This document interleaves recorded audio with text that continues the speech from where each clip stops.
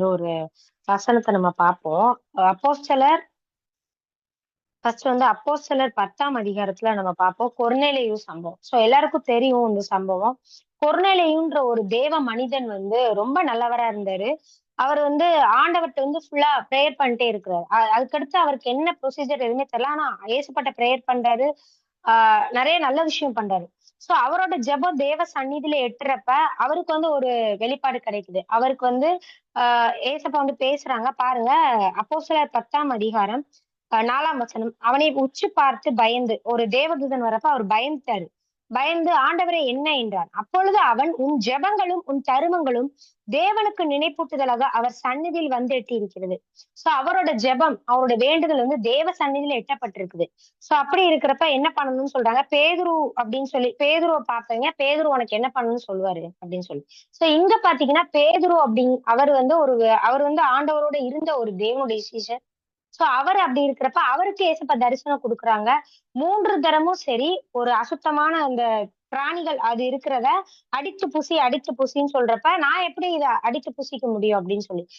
அப்ப அடித்து புசின்னு நான் சொல்றத நீ வந்து அத நீ பண்ணாம இருக்க வேண்டாம்ன்னு சொல்லி, ஏசப்பா வந்து சொல்லுவாங்க. அது தீட்டுப்பட்டது நீ தேவன் வந்து அதுல பாருங்க, அப்போஸ்தலர் 10ஆம் அதிகாரம் 15ஆம் வசனம். அப்பொழுது தேவன் சுத்தமாக்கினவர்களை நீ தீட்டாக எண்ணாதே என்று 3 தரம் வந்து ஆண்டவர் வந்து அவருக்கு வெளிப்படுத்துறாரு. ஏசப்பாவே வந்து நீ வந்து இது தீட்டாக எண்ணக்கூடாது அப்படின்னு சொல்லி. அதுக்கோட மீனிங் என்ன அப்படின்னா, ஆண்டவர் இறந்து அந்த ஆண்டவரோட உயிர்த்தெழுதல் அதுக்கப்புறம் வந்து பாத்தீங்கன்னா அபிஷேகம் கிடைச்சது. ஆவியானவர் எல்லாருக்கும் ஊற்றப்பட்டார். ஆனா வந்து அந்த யூதர்களுக்குள்ளே இருந்து புறஜாதிகளுக்கு போகவில்லை.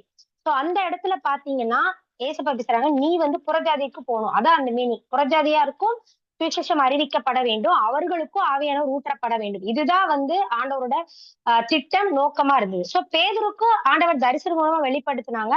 அவர் வந்து அக்செப்ட் பண்ணிட்டு அந்த இடத்துல பாத்தீங்கன்னா, அந்த மேலும் நீங்க வாசிச்சு பாத்தீங்கன்னா, ஒரு பெரிய மிராக்கிள் நடக்கும். அந்த இடத்துல பாத்தீங்கன்னா, கொர்நேலியுவுக்கு வந்து ரொம்ப டீட்டெயில் தெரியாது. ஆனா வெளிப்படுத்துவாரு. பேதுரு வந்து நெறைய காரியங்கள இடைப்படுவாரு, சொல்லுவாங்க. அப்ப அந்த இடத்துல பாத்தீங்கன்னா, அப்போஸ்தலர் 10ஆம் அதிகாரம் 44 இந்த வார்த்தைகளை பேதுரு பேசிக்கொண்டு இருக்கிறவையிலே வசனத்தை கேட்டவர்கள் யாவர் மேலும் பரிசுத்தாவியானவர் இறங்கினார். இந்த இடத்துல சரி நம்ம வந்து வசனத்தை கேட்க வந்திருக்கோம். எல்லார் மேலயும் ஆண்டவர் இன்னைக்கு இறங்க போறாங்க. எல்லாரோட வாழ்க்கையை மாற்ற போறாங்க. அந்த வார்த்தை வந்து மாற்ற போகுது. எல்லாருமே நம்ம வந்து கவனமா கவனிப்போம். பேசிக்கிட்டு இருக்காங்க. பேதுரு பேசிக்கிட்டு இருக்கப்பே பரிசுத்தாவியானவர் எல்லார் மேலயும் இறங்குனாரு. எல்லாரும் பாருங்க, அவர் பல பாஷைகளை பேசுறது தேவனை புகழுகிறதையும் எல்லாரும் வந்து பேதுருவோட கூட வந்திருந்த மற்ற விருத்தசேதனம் உள்ள விசுவாசிகள் கேட்டு அவங்க ஆச்சரியப்பட்டாங்க. இது எப்படி? ஏன்னா விருத்தசேதனம் உள்ளவர்கள் அவர்கள் மட்டுமே வந்து ஆண்டவரை வந்து ஏற்றுக்கொண்டு வந்துகிட்டு இருக்காங்க. யூதர்கள் இப்படி இருக்கப்ப இப்பதான் முதல்ல அந்த புறஜாதிகளுக்குள்ளாக அந்த அபிஷேகம், அந்த ஆண்டவரோட ஆவியானவர் எல்லாம் ஊற்றப்படுறப்ப எல்லாமே வந்து பேதுரு அக்செப்ட் பண்ணிக்கிட்டாரு. ஓகே, அவருக்கு வந்து அது தெளிவாகிறதுக்கு ஒரு தரிசனம் கிடைச்சது. அவர் ஓகே, ஏசப்பா சித்தம் இதுதான் சொல்லி அவர் புரிந்து கொண்டார். ஆனா இந்த 11ஆவது அதிகாரத்துல பாத்தீங்கன்னா, 11ஆவது அதிகாரம் அப்போஸ்தலர் 11 19ஆவது வசனம் பாருங்க. அவர் அக்செப்ட் பண்ணிட்டாரு. சில விருத்த சேதனம் உள்ள யூதர்கள் வந்து பேதுருட்ட போய் கேட்பாங்க. ஃபர்ஸ்ட் 3ஆம் வசனம் பார்த்துருவோம். விருத்த சேதனம் இல்லாத மனுஷரிடத்தில் நீர் போய் அவர்களோட போதனம் பண்ணினீர் என்று அவரோட வாக்குவாதம் பண்ணினார்கள். எல்லாருமே அக்செப்ட் பண்ணல ஃபர்ஸ்ட். இது என்ன, யூதர்களுக்கு தானே ஆண்டவர் ஆவியானவர், நம்ம ஏசப்பா நமக்கு தானே, நீங்க ஏன் அப்படி பண்ணீங்கன்னு சொல்லி வாக்குவாதம் பண்றப்ப பேதுரு எக்ஸ்பிளைன் பண்ணுவாரு. இந்த மாதிரி இல்ல, ஆண்டவர் அது பாருங்க 17ஆம் வசனம் ரொம்ப அழகா இருக்கும். ஆதலால் கர்த்தராகிய இயேசு கிறிஸ்துவை விசுவாசித்திருக்கிற நமக்கு தேவன் வரத்தை அனுக்கிரகம் பண்ணினது போல அவர்களுக்கும் அந்த வரத்தை அனுக்கிரகம் பண்ணி இருக்கும் போது தேவனை தடுக்கிறதற்கு நான் எம்மாத்திரம் என்றார். பேதுரு பாருங்க ஒரு பெரிய வெளிப்பாட பெற்றுக்கொண்டார். தேவனை தடுக்கிறதுக்கு என்னால முடியாது, நான் எம்மாத்திரம் அப்படின்னு சொல்லி கேக்குறப்ப அதுல பாத்தீங்கன்னா அந்த குரூப் அந்த அவங்க எல்லாரும் அக்செப்ட் பண்ணிக்கிடுவாங்க. அதுல ஒரு குரூப் வந்து அவங்க அக்செப்ட் பண்ணிக்கிட்டாங்க. ஓகே, ஆண்டவரோட சித்தம் இதுதான். பட் 19ஆம் வசனத்துல பாருங்க, ஸ்தேவான் நிமித்தமாய் எழும்பின உபத்திரவத்தினாலே சிதறப்பட்டவர்கள் சுவிசேஷ வசனத்தை யூதர்களுக்கே அன்றி மற்ற ஒருவருக்கும் அறியாமல் பெனக்கே நாடு, சிப்புரு தேவு, அந்தியோகியா பட்டணம் வரைக்கும் சுற்றி திரிந்தார்கள். இவங்க பாருங்க யூதர்களுக்கு மட்டும்தான் அவங்க வந்து அறிவிச்சாங்களாம் ஏசப்பா குறித்து. ஒரு குரூப் வந்து அதை அக்செப்ட் பண்ணல. ஆண்டவரோட திட்டம் இதுதான் பேதுரு தெளிவா சொல்றாங்க. தேவனை தடுக்கிறதுக்கு நான் எம்மாத்திரம் சொல்றாங்க. ஆனா இங்க ஒரு குரூப் பாருங்க, ஒரு குரூப் வந்து அதெல்லாம் கேட்காம அது ஆண்டவரோட திட்டமா இருந்தா கூட சுவிசேஷ வசனத்தை யூதர்களுக்கு அன்றி மற்ற ஒருவருக்கும் அறிவிக்கலையாங்க. இந்த இடத்துல பாருங்க, ஆனா இவங்களுக்கு இப்படி இருக்கு. அடுத்த வசனத்துல பாருங்க, அவர்களில் அவர்களில் ஒரு கூட்டம் சிப்பூர் தேவாரும் சிரேனா பட்டணத்தாரும் ஆகிய சிலேர் அந்தியோகியா பட்டணத்துக்கு வந்து அந்தியோகியா பட்டணத்துக்கு வராங்க. நல்லா கவனிங்க. கிரேக்கருடனே பேசி கர்த்தராகிய இயேசுவை குறித்து பிரசங்கித்தார்கள். கர்த்தருடைய கரம் அவர்களோட இருந்தது. இதுல முக்கியமான வசனம் பாருங்க. இதுல பாருங்க, கர்த்தருடைய கரம் அவர்களோட இருந்தது. சோ இங்க ஒரு குரூப்பால அக்செப்ட் பண்ண முடியல. யூதர்களுக்கு தான் நான் சொல்லுவேன்னு சொல்லி போயிட்டாங்க. யூதர்களுக்கு மட்டும் தான் நாங்க அறிவிக்க வந்திருக்கோம்னு சொல்லி அவங்க போயிட்டாங்க. அவங்க கூட கர்த்தருடைய கரம் இல்லைங்க. இங்க ஆண்டவரோட வார்த்தையை அவங்க வந்து அப்படியே கேட்டு அதன்படி அவர்களுக்கு அதுல உடன்பாடு இல்லையே, அவங்களால ஏற்றுக்கொள்ள கஷ்டமா இருந்தாலும் ஓகே ஆண்டவர் சொல்லிட்டாருன்னு போய் அவங்க போய் கிரேக்கர் அந்தியோகியா பட்டணத்துக்கு வந்து அங்க போய் பிரசங்கம் பண்ணாங்க. அவங்க மத்தியில கர்த்தருடைய கரம் இருந்தது. சோ இதுல இருந்து என்னன்னா, இந்த வசனம் வந்து நான் தியானிக்கிறப்ப ஆல்ரெடி இந்த அதிகாரம் வந்து நான் ரீட் பண்ணேன். பட் இந்த வாட்டி வந்து ஆண்டவர் இந்த வசனத்தோட என்கிட்ட பேசினாங்க. சோ நம்மளோட வாழ்க்கையில இதுல இருந்து என்ன கனெக்ட் ஆகுது அப்படின்னா, நிறைய நேரம் சரி நம்ம வாழ்க்கையில ஆண்டவரோட திட்டம் இதுவா இருக்கலாம். தெளிவா ஆண்டவர் பேசியிருப்பாங்க. இதுதான் உனக்கானது, உனக்கான இதுதான் சொல்லி நம்ம நிறைய வாட்டி ஆண்டவர் வெளிப்படுத்தினா கூட நம்மளும் அந்த ஒரு குரூப் மாதிரி நம்மளுக்கு அதை அக்செப்ட் பண்ண முடியாம, அவங்களுக்கு யூதர்களுக்கு தான் பேச பிடிக்குது. அதனால அவங்க அதையே செஞ்சுட்டு இருந்தாங்க. ஊழியமா இருக்கட்டும் சரி, ஊழியங்களா இருக்கட்டும், நம்மளோட வாழ்க்கையில பர்சனல் லைஃப் என்னதான் இருக்கட்டும்ங்க. சோ நம்மளோட வாழ்க்கையில ஆண்டவர் என்ன விரும்புறாருன்றதை விட நமக்கு என்ன பிடிக்குது. ஊழியங்கள் இப்ப மாறி போச்சு. முன்ன மாதிரி இல்ல. ஊழியங்கள் மட்டும் சொல்ல முடியாது. எல்லா லைஃப்ல எல்லாருமே சரி. ஆண்டவரோட வார்த்தைகளை அப்படியே அக்செப்ட் பண்ணுகிற குரூப் வந்து குறைஞ்சு போச்சுங்க. நம்மளுக்கு வந்து அது கஷ்டமா இருந்தாலும் அக்செப்ட் பண்ணி பண்றதுக்கு அது கஷ்டமா இருந்தாலும், ஆனா வந்து அத அக்செப்ட் பண்ற குரூப் குறைஞ்சு போச்சு. அதை செய்யறணும். ஓகே ஏசப்பா நீங்க சொல்லிட்டீங்கல்ல, நான் செய்யறேன் அப்படின்ற ஒரு குரூப்பை தான் இன்னைக்கு ஏசப்பா தேடிட்டு இருக்காங்க. இங்க பாருங்க, இங்க ஒரு குரூப் அவங்களுக்கு பிடிச்சதை செய்ய போயிட்டாங்க. இன்னைக்கு ஏசப்பா நம்மளை பார்த்து கேள்வி கேட்கறாங்க. மகனே நீ எப்படி எந்த இடத்துல இருக்க போற? உன்னோட இஷ்டத்துக்கே போறியா, இல்ல என்னோட விருப்பம் என்ன, என்னோட திட்டம் என்னன்னு தெரிந்து கொண்டு அதை நோக்கி போக போறியா? இல்ல நீங்க ஏசப்பா தெளிவா பேசி விலகி போயிருந்தா கூட இன்னைக்கு ஏசப்பா பேசுறாங்க, நீ எந்த கூட்டத்துல இருக்க போற, யாரோட கூட்டத்துல இருக்க போற, உன்னோட விருப்பத்தின்படி போக போறியா? அவர்களுக்கு யூதர்களுக்கு பேசதாங்க பிடிக்குது. இன்றைக்கும் சில பேர் இருக்கிறாங்க, சில மினிஸ்ட்ரிஸ் இருக்கு, சில மக்கள் வாழ்கிறார்கள். ஆண்டவர் தெரிந்தா வந்தேன்னு சொல்லுவாங்க. ஊழியம்லாம் நல்லா ஆரம்பிச்சிருக்கும். எல்லாமே நான் ஆண்டவர்கிட்ட இருந்தாங்க வந்தேன். ஓகே, அது அக்செப்டபிள். பட் அதுக்கடுத்து ஆண்டவர் சொன்னதை செய்யாம அவங்க இஷ்டத்துக்கு போயிட்டு இப்ப எங்க போயிருக்காங்கன்னே தெரியாதுங்க. அந்த மாதிரி இருக்கோமா நம்ம நம்ம வந்து அனலைஸ் பண்ணி பார்ப்போம். சோ இந்த வார்த்தை எனக்கு ரொம்ப டச் ஆச்சு. கர்த்தருடைய கரம் அவர்களோட இருந்தது. இதன் மூலமா அநேக ஜனங்கள் விசுவாசிகள் ஆகி கர்த்தரிடத்தில் திரும்பினார்கள். சோ நம்ம வந்து எப்படி இருக்கிறோம், அப்படி நம்ம கர்த்தருடைய வார்த்தையை கேட்கிறப்ப அதன் மூலமா நிறைய ஜனங்கள் நம்ம இடத்தில் வருவார்கள். நம்மளோட வாழ்க்கையில வந்து பெரிய மாற்றம் உண்டாகுங்க. அவரோட வார்த்தைக்கு கீழ்ப்படிந்து கட்டுப்பட்டு போகும்போது நம்மளுக்கு பிடிக்கவே இல்லைன்னா கூட அதை அக்செப்ட் பண்றப்ப நம்மளோட வாழ்க்கையில கண்டிப்பா வந்து நம்ம என்னைக்கும் ஆண்டவருக்காக நம்ம விட்ட காரியங்கள் வந்து என்னைக்கும் வந்து நம்மள வந்து கஷ்டப்படுத்தாது. நான் என்னோட வாழ்க்கைய ஒரு சின்ன சாட்சியை சொல்லி நான் வந்து சொல்லலாம்னு இந்த இடத்துல ஆசைப்படுறேன். எனக்கும் வந்து நிறைய இடத்துல சொல்லியிருக்கேன்னு நினைக்கிறேன். எனக்கும் வந்து ஒரு கவர்மெண்ட் டீச்சரா போகணும். டிஆர்பி எக்ஸாம் எழுதி ஒரு பெரிய கவர்மெண்ட் டீச்சரா போகணுன்றது என்னோட பெரிய கனவா இருந்தது. எனக்கு அந்த கனவு வந்து ரொம்ப நான் ஆசைப்பட்டேங்க. நான் ஸ்கூல் அந்த ஒர்க் பண்ணிட்டு இருந்தப்ப நான் எப்படியாவது டீச்சர் ஆகணும். நான் அந்த ஸ்கூல்ல அடிக்கடி எல்லாத்துலயும் சொல்லுவேன், நான் வந்து கண்டிப்பா டீச்சர் ஆவேங்க. டிஆர்பி எக்ஸாம் எழுதி நான் கண்டிப்பா ஏசப்பா தருவாங்க. ஆண்டவர் மேல நம்பிக்கையா நான் அப்படி சொல்லிட்டு இருக்கேன். ஆனா என்னோட மேரேஜ்க்கு அப்புறம் எனக்கு ஃபர்ஸ்ட் ஒரு பையன் இருக்கிறான். அதெல்லாம் பிறந்ததுக்கு அப்புறம் எனக்கு அந்த ஆசையை நோக்கி நான் அதை நோக்கி ரொம்ப படிக்க ஆரம்பிச்சேன். ரொம்ப தேட ஆரம்பிச்சேன். சரி நான் எப்படியாவது வந்து டிஆர்பி எக்ஸாம் எழுதி நான் ஒரு பெரிய கவர்மெண்ட் போஸ்ட்ல நான் இருக்கணும்ன்றது என்னோட ஆசை. சோ நான் அதுக்காக ரொம்ப முயற்சி எடுத்து ரொம்ப ஹார்ட் ஒர்க் பண்ண ஆரம்பிச்சிட்டேன். பட் நான் அப்படி ஹார்ட் ஒர்க் பண்ண காட் கிட்ட நான் கேட்கல. என்னோட ஆசைன்னு சொல்லி நானும் இதே மாதிரிதாங்க.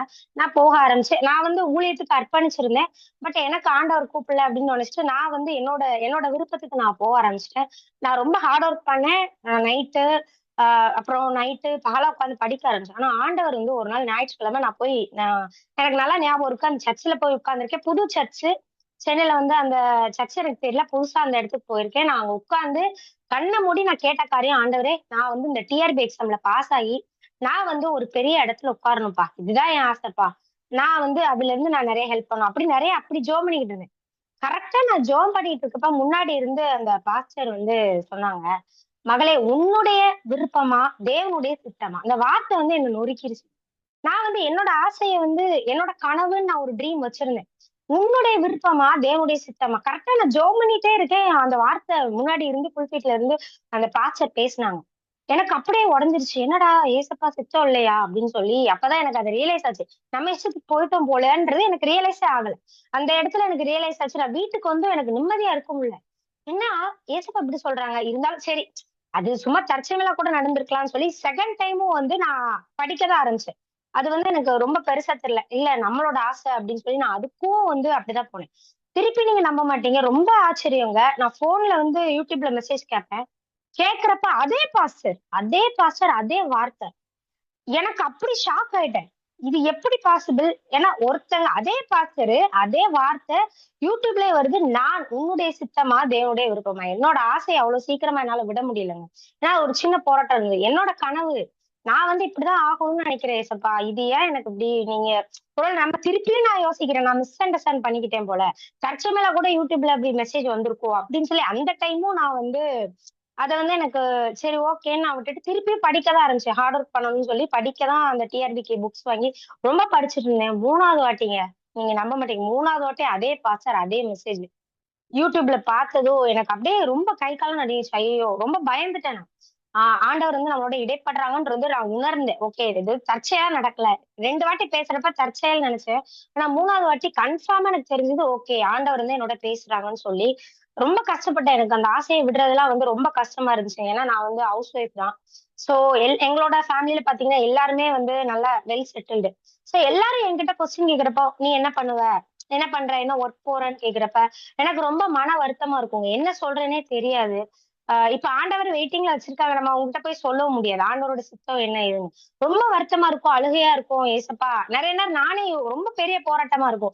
ஏன்பா உங்களோட என்னோட இத நான் பண்ண முடியாதா? அப்படின்னு சொல்லி ரொம்ப போராட்டமா இருந்துச்சு. ஆனா எல்லாத்துக்கும் ஆண்டவர் சொன்னாங்கன்றதுக்காக நான் எல்லாத்தையும் விட்டேங்க. இப்போ வந்து ஆண்டவருக்காக நம்ம வந்து வெயிட்டிங்ல இருக்கேன். பட் கண்டிப்பா எனக்கு தெரியும் என்னோட வாழ்க்கை மகிமையா இருக்கு. இந்த இடத்துல நான் உட்கார்ந்திருக்கேன்னா, ஆண்டவரோட கிருபை மட்டும்தான். இந்த இடத்துல உட்கார்ந்து உங்ககிட்ட பேசியிருக்கேன்னா, அது ஆண்டவரோட கிருபை மட்டும்தான். ஆண்டவரோட வார்த்தைய கேட்கறதுனால, அவரோட ஆசைய நான் அவரோட சித்தத்துக்கு நான் ஒப்பு கொடுத்ததுனால, என்னோட வாழ்க்கையில நான் எதுவுமே வந்து குறைவுபட்டது இல்லங்க. சோ அததான் இந்த இடத்துல சொல்றேன். நம்ம ஆண்டவரோட சித்தத்துக்கு அந்த இடத்துல ஆண்டவரோட அது நம்மளுக்கு கஷ்டமா இருந்தாலும், நான் அத அக்செப்ட் பண்ணேன். ஏன்னா எனக்கு தெரியும் நம்ம வந்து ஒரு போராட்டத்துக்குள்ள போவோம். நம்மளோட சித்தம், நம்மளோட ஆசைன்னு இருக்கப்ப, அவ்வளவு சீக்கிரம் விட முடியாது.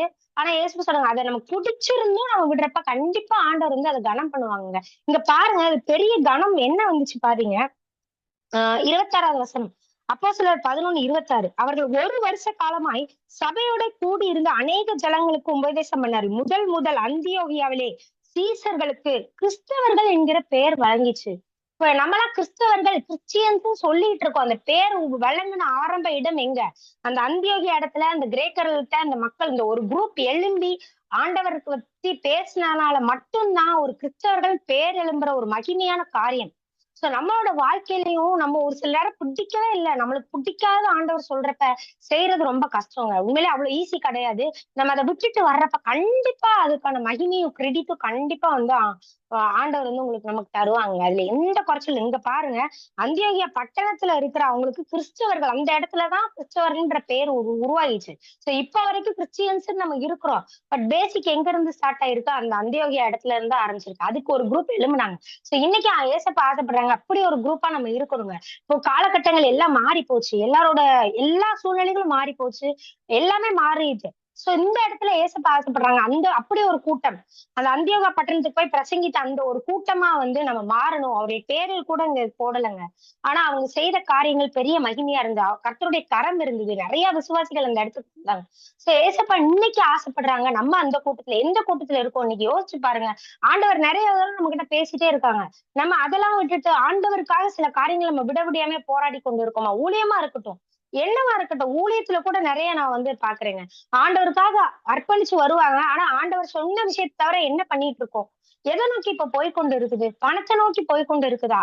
யோசிச்சு பாப்போம். உட்கார்ந்து இருக்கிற இடத்துல நீங்க யோசிச்சு பாருங்க. நீங்க எதை நோக்கி போய்க்கொண்டு இருக்கிறீங்க? எதை நோக்கி உங்க எண்ணங்கள் போய்க்கொண்டு இருக்குது? கரெக்டான பாதை தானா? ஆண்டவரோட சித்தமான்றதை நம்ம வந்து அனலைஸ் பண்ணணும்னு இன்னைக்கு வந்து ஆண்டவர் ஆசைப்படுறாங்க. அதுக்கு ஆதாரமா நான் இன்னைக்கு வந்து ஒருத்தங்கள பத்தி எடுத்திருக்கேன். இத பத்தி தியானிக்கிறப்ப எனக்கு பிலேயாம் கேரக்டர் வந்து ஞாபகம் வந்தாங்க. என்ன ஏசப்பா பேசணும்னு சொல்லி ரொம்ப நேரம் யோசிச்சுட்டு இருந்தப்ப பிலேயாம் ஏசப்பா ஞாபகப்படுத்துனாங்க. பாருங்க என்னாகமம் 22வது அதிகாரம் 8, 9. சோ இங்க பாருங்க, ஒரு பாலாக் ராஜாக்கு இந்த இஸ்ரேல் ஜனங்களை வந்து ஏதாவது பண்ணணும். அதுக்காக இந்த பிலேயாம் வந்து அது தெரிஞ்சுக்கிறாரு. பிலேயாம் வந்து சபிச்சவங்களை வந்து சபிக்கப்படுவாங்க, ஆசீர்வதிக்கப்பட்டவர் ஆசீர்வதிக்கப்படுவாங்க. ஒரு இது தெரிஞ்சதுக்கு அப்புறம் அந்த பாலாக் வந்து பிலேயாமை நோக்கி, நீர் எனக்கு என்ன பாருங்க, என்னாகமம் 22:8-9. சோ தேவன் சபிக்காதவனை நான் சபிப்பது எப்படி, கர்த்தர் வெறுக்காதவனை நான் வெறுப்பது எப்படி அப்படின்னு சொல்லி இங்க வந்து பிழையாம் சொல்றாரு. சோ இங்க வந்து பாலாக் வந்து சபிக்கணும்னு ஆசைப்படுறாரு. பட் இங்க வந்து பிழையாம் கரெக்டா சொல்லிட்டாரு. இங்க வந்து இல்லங்க, தேவன் வந்து சபிக்க முடியாதவங்க நான் சபிக்க முடியாது. ஸ்ட்ராங்கா இருந்திருக்கலாம்ல அந்த இடத்துல. அடுத்து பாருங்க, திருப்பியும் வந்து பாலாக் வந்து சும்மா இருக்கல. பாலாக் திருப்பியும் வந்து அவரை வந்து நான் வந்து நிறைய மக்களை கொடுக்குறேன் உனக்கு அப்படின்னு சொல்லி அவருக்கு வந்து சொல்றாரு. பாருங்க, பாலாக் மறுபடியும் பாருங்க, என்னாகும் 22:15, பாலாக் மறுபடியும் அவர்களும் கனவான அதிக பிரபுக்களை அனுப்பினான். சோ இந்த இடத்துல கொஞ்சம் பாலாக் வந்து இந்த பிள்ளையாம் வந்து தடுமாறுறாரு. ஏசப்பா சொன்னதை வந்து அவர் ஸ்ட்ராங்கா பண்ணல. பட் இந்த இடத்துல கொஞ்சம் தடுமாறுறாரு. இருங்கப்பா, நான் மறுபடியும் ஏசப்பாட்ட போய் பேசிட்டு வரேன் அப்படின்னு சொல்லி அவர் ஏசப்பாட்ட போய் திருப்பியும் அவரோட விருப்பம் என்னன்னு கேட்க போறாரு. கண்டிப்பா கடவுள் முதலே சொல்லிட்டாரு, எப்பா எனக்கு வந்து இந்த மக்களை சபிக்க முடியாதுன்னு. அவருக்கு முதலே ஆண்டவரோட சித்தம் தெரியும். இருந்தாலும் மறுபடியும் மறுபடியும் வந்து பாலாக்கு வந்து அவருக்கு அந்த உலகத்தின் மேல ஆசைனால அந்த வெள்ளி பொண்ணு எல்லாமே அவனுக்கு தாரேன்னு சொல்றாங்க. சொல்றப்ப அவருக்கு வந்து அந்த ஒரு ஆசை வருது. சரி, ஆண்டவர் சித்தத்தை ஏதாவது நம்மளால மாத்த முடியுமான்னு பாப்போம்னு சொல்லி பிள்ளையாம் வந்து முயற்சி பண்றாரு. இன்னைக்கும் நம்ம நிறைய நேரங்கள் அப்படிதாங்க இருக்கிறோம். நம்மளோட ஆசைகளை ஆண்டவர் இழுக்கணும் அப்படின்னு நம்ம பாக்குறோம். என்னோட ஆசை ஏசப்பா எப்படியாவது வந்துருங்களேன், இதுக்கு இந்த பாதைக்கு எப்படியா வந்துருங்களேன்னு கையை பிடிச்சி இழுக்க பார்க்கும். ஏசு சொல்லுங்க, இல்லம்மா என்னோட சித்தத்துக்கு நீ வரணும், என்னோட பாதைக்கு நீ வான்னு சொல்லி ஆசைப்படுறாங்க. இங்க பிள்ளையம் அந்த தப்பதான் பண்ணாருங்க. ஒரு வாட்டி 2 வாட்டி இல்ல, 3 வாட்டி பாலா கொண்டு போய் இந்த இடத்துல போய் சபிக்கலாம்னு ஒரு இடத்துல நிப்பாட்டுறாங்க, இன்னொரு இடத்துல நிப்பாட்டுறாங்க. அந்த இடத்துல எல்லாம் வந்து பிள்ளையமால சபிக்க முடியல, ஆசீர்வதிக்கதான் செஞ்சாரு. சரி, ஏதாவது ஒண்ணு பண்ணணும்னு நினைக்கிறப்ப பிள்ளையம் அதற்கு இடம் கொடுத்துட்டாரு. சோ இங்க பாருங்க, கழுதை வந்து அதுக்கப்புறம் பேசும். சோ நிறைய காரியங்கள் நம்ம படிக்கிறப்ப ரீட் பண்ணுவோம். இப்படி வந்து நம்ம இருக்கிறோமா? நம்ம வந்து நிறைய இன்னைக்கு வந்து பாத்தீங்கன்னா ஆண்டவரை நம்ம கைய புடிச்சு இழுப்போம். ஆண்டவரே நீங்க என் கூட வாங்க, கைய புடிச்சிட்டு நான் போற இடத்துக்குலாம் வந்தீங்கன்னா ஓகே நல்லது அப்படின்னு நம்ம நினைக்கிறோம். நல்லது. ஆனா ஆண்டவரோட சித்தத்தை அக்செப்ட் பண்றோமா? அவர் கை பிடிக்க தயாரா இருக்கிறோமா? அப்படி ஒரு கூட்டத்தை தான் இன்னைக்கு வந்து ஆண்டவர் எதிர்பார்த்துக்கிட்டு இருக்கிறாங்க. நம்ம வந்து அவர் கையை பிடிச்சுக்கிட்டு போடாதான், அவரு நம்ம கையை பிடிச்சு நடத்துறப்ப கண்டிப்பா நல்லா இருக்கும். அவரை வந்து நம்ம கையை பிடிச்சு இழுத்துட்டு போய்கிட்டே இருக்கிறோமா? யோசிச்சு பாருங்க இன்னைக்கு. அதனால கூட நம்ம வாழ்க்கையில சில பிரச்சனைகள் இருக்கலாங்க, போராட்டங்கள் இருக்கலாம். சோ அதற்கான காரணம் நம்மளே கூட இருக்கலாம். நம்மளால ஒரு காரியங்கள் விட முடியலைன்னா அதுவும் வந்து பெரிய போராட்டம் தான். சோ அதனால இன்னைக்கு நம்ம வந்து யோசிச்சு பார்ப்போம், எந்த காரியங்கள்லாம் வந்து நமக்கு தடையா இருக்குது, எந்த காரியங்கள நம்ம ஆண்டவரை கைய பிடிச்சிட்டு, ஆண்டவரே எனக்கு தெரியும், நீங்க என் கூட வாங்க, எனக்கு இந்த காரியங்கள் தெரியாதா, என் வாழ்க்கையில எனக்கு இது தெரியும்னு சொல்லி எத்தனை இடத்துல நம்ம ஆண்டவரை வந்து கைய பிடிச்சு இழுத்துட்டு போறோம். என்னைக்குமே அவர் நம்ம கைய பிடிச்சு கூட்டிட்டு போறப்பதாங்க சேஃப். நம்ம அவர் கைய பிடிச்சு கூட்டிட்டு போறது வந்து சரியா வராது. இங்க பாருங்க, பிள்ளையாமோட முடிவு கடைசி ரொம்ப பரிதாபமா இருந்தது. சோ நான் அவரோட டிசிஷனுக்கு போய் ஆண்டவரோட சித்தத்தை செஞ்சிருந்தாருன்னா கண்டிப்பா அவரோட முடிவு இவ்வளவு மோசமா ஆயிருக்காது. அடுத்து படிச்சு பாத்தீங்கன்னா பிள்ளையாமோட அவரோட கதை வந்து ரொம்ப பரிதாபமா முடிகிறது. சோ நம்மளும் இன்னைக்கு வந்து யோசிச்சு பார்ப்போம், நம்ம பிள்ளையாம இருக்கிறோமா, அந்த ஒரு குரூப்பா இருக்கிறோமா? எனக்கு வந்து யூதர்களுக்கு தான் பிரசங்கம் பண்ணுவேன், புறஜாதிகளுக்கும் ஆண்டவர் ஏசப்பா இருக்கிறாங்கன்னு தெரிஞ்சும் நான் யூதர்களுக்கு தான் பிரசங்கம் பண்ணுவேன் அப்படின்னு சொல்லி இருந்தாங்க அந்த குரூப். அப்படி இருக்கிறோமா? இல்ல, ஒரு மகிமையான ஒரு கூட்டம் எழும்புச்சுங்க, ஆண்டவரோட சித்தத்தை நான் செய்வேன், அவர் சொல்லிட்டாரு எனக்கு பிடிக்கலனாலும் நான் செய்வேன்னு சொல்லி ஒரு குரூப் எழுந்தாங்க. அந்த குரூப்புக்கு தான் கர்த்தருடைய கரம் இருந்துச்சு. அந்த குரூப் வழியாதான் அந்தியோகியான்ற இடத்துல கிறிஸ்தவர்கள்ன்ற ஒரு பேரே உருவாகுச்சு. அந்த அளவு கிறிஸ்டியன்ஸ்ன்னு இப்ப வரைக்கும் நம்ம பேர் சொல்ற லெவலுக்கு ஒரு குரூப் எழும்புனாங்க. சோ நம்ம எந்த குரூப்ல இருக்க போறோங்க? பிள்ளையாம் குரூப்ல இருக்க போறோமா? யூதர்களுக்கு தான் நான் பிரசவம் பண்ணுவேன்னு இருக்க போறோமா? நான் இதைத்தான் பண்ணுவேன், இதை விட்டு நான் மாத்த முடியாது ஏசப்பா, நீங்க சொன்னாலும் நான் மாற முடியாது, எனக்கு பிடிச்சதா செய்வேன்னு இருப்போமா? சோ நம்ம இன்னைக்கு அனலைஸ் பண்ணி பார்ப்போம்.